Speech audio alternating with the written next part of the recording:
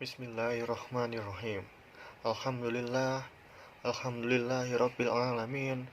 Wassalatu wassalamu ala asrofil anbiya'i wal mursalin wa ala alihi wa ashabihi ajma'in. Amma ba'du. Pertama-tama, marilah kita panjatkan puji dan syukur kehadirat Allah Subhanahu wa taala yang telah memberikan nikmat kesempatan, sehat dan ilmu yang kita peroleh untuk saat ini. Salawat beriring salam kita panjatkan kepada Nabi besar Muhammad Sallallahu Alaihi Wasallam yang sahabatnya kelak kita harapkan di yaumil akhir. Amin amin ya rabbal alamin. Hubungan kepada Allah Subhanahu wa taala. Ada banyak tuntutan yang harus dilaksanakan oleh setiap muslim dalam kehidupan dunia ini. Salah satunya adalah keharusan menjalin hablum minallah dan juga hablum minannas. Hal ini ditekankan karena manusia sangat membutuhkan Tuhan, dan Tuhan yang sesungguhnya adalah Allah Subhanahu wa taala. Di samping itu, manusia juga tidak bisa hidup sendirian. Karenanya ia membutuhkan manusia lain yang dapat berinteraksi secara baik untuk mewujudkan kehidupan yang baik. Di dalam Al-Qur'an, Allah Subhanahu wa taala berfirman yang artinya, "Sembahlah Allah dan janganlah kamu menyekutukannya dengan sesuatu pun, dan berbuat baiklah terhadap kedua ibu bapa, karib kerabat, anak-anak yatim, orang-orang miskin, tetangga yang dekat, tetangga yang jauh, teman sejawat, orang yang dalam perjalanan, dan hamba sahaya. Sesungguhnya Allah tidak menyukai orang-orang yang sombong dan membangga-banggakan diri." Quran surat keempat ayat 36. Menjalin hubungan baik kepada Allah Subhanahu wa taala bagi manusia merupakan sesuatu yang sangat mendasar.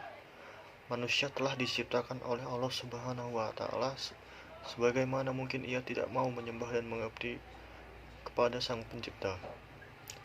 Bukankah hal itu menunjukkan bahwa ia tidak pandai bersyukur kepada Allah Subhanahu wa taala?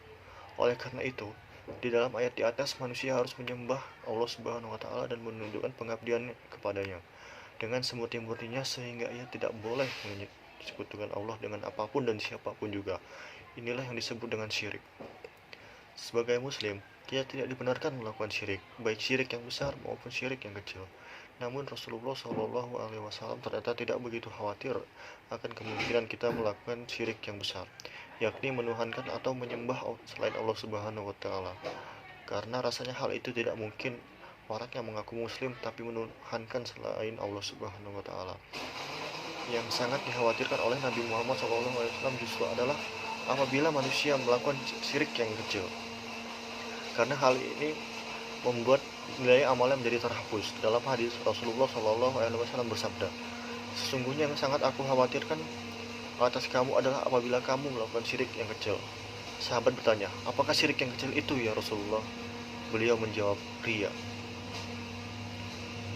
Jadi, dalam rangkaian penyambutan kepada siapa saja manusia harus berbuat baik, selanjutnya Allah Subhanahu wa taala menutup ayat dengan kalimat, "Sesungguhnya Allah tidak suka kepada orang yang sombong dan membanggakan diri." Kesan yang biasa kita tangkap dari kalimat ini adalah manusia jangan sombong kepada orang tuanya. Meskipun ia lebih pintar dan kaya, ia juga tidak boleh sombong dengan kerabatnya, meskipun mereka orang yang lemah, miskin, dan bodoh. Jangan sombong kepada anak yatim, karena saat dimana anak kita juga menjadi yatim. Jangan sombong kepada orang miskin, karena ada saat dimana kita pun bisa menjadi miskin secara tiba-tiba. Jangan sombong kepada tetangga, karena mereka lah orang yang karena mereka lah orang yang pertama memberikan pertolongan kepada kita. Mintalah pertolongan saat kita kesulitan. Jangan sombong kepada teman, karena kita sangat membutuhkannya. Jangan sombong kepada musafir, karena ada saat dimana kita pun menjadi musafir. Dan yang terakhir, jangan sombong kepada pembantu rumah tangga, karena mereka besar bantuannya kepada kita meskipun tidak besar upah yang kita berikan. Dengan demikian, menjadi jelas bagi kita bahwa manusia antar satu dengan lainnya saling membutuhkan, karena harus jalan hubungan yang baik dengan sesamanya. Tetapi semua itu harus dilandasi pada hubungan yang baik kepada Allah Subhanahu wa taala.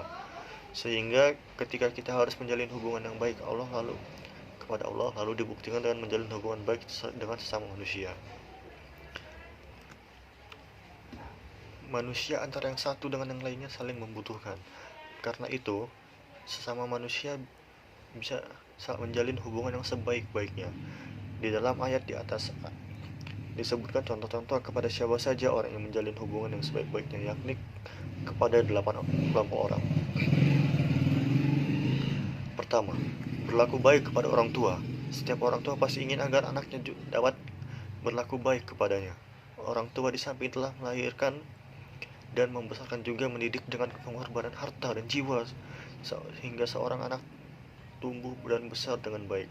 Karena itu, setiap anak harus mampu menunjukkan kebaikan dengan sebaik-baiknya kepada kedua orang tuanya.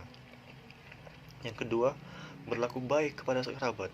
Kerabat, keluarga atau famili, baik hubungannya dari pihak suami atau istri, dari bapak atau ibu, orang yang sangat kita butuhkan dalam kehidupan ini.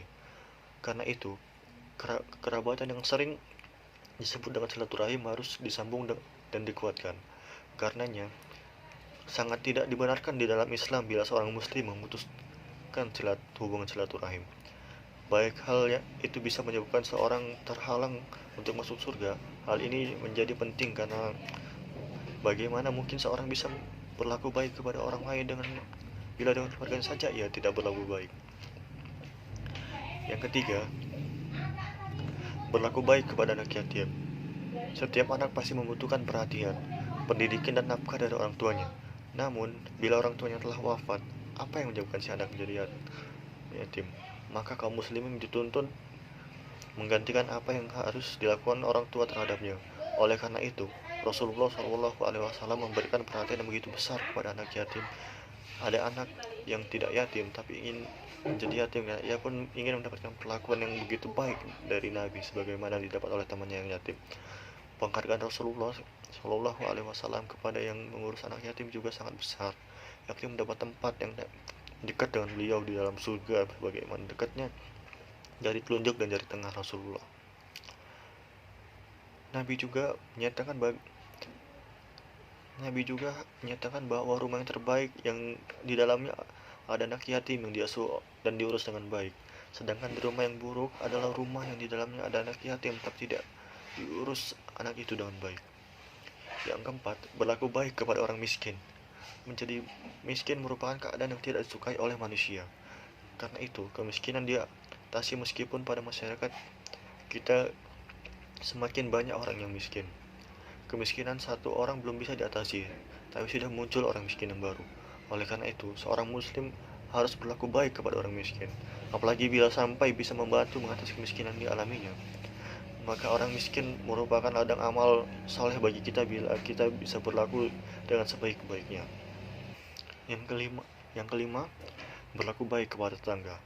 Keberadaan tetangga sangat kita butuhkan dalam hidup ini. Karena itu setiap manusia, apalagi sebagai muslim, harus berlaku sebaik mungkin kepada tetangga.